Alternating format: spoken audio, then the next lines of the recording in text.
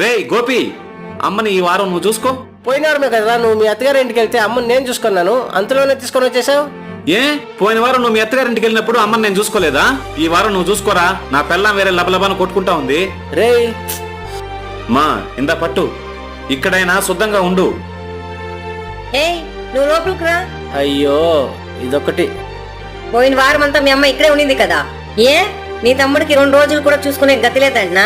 ఇదిగో చూడు, మీ అమ్మని కానీ ఇంట్లో పెట్టుకున్నావు అనుకో, నేను ఇంట్లో నుంచి వెళ్ళిపోతా. ఇదిగో చిన్న తిను.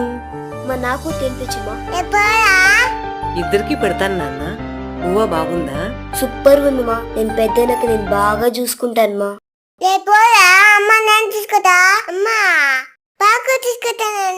మీరిద్దరు నన్ను బాగా చూసుకోండి, సరేనా? తినండి.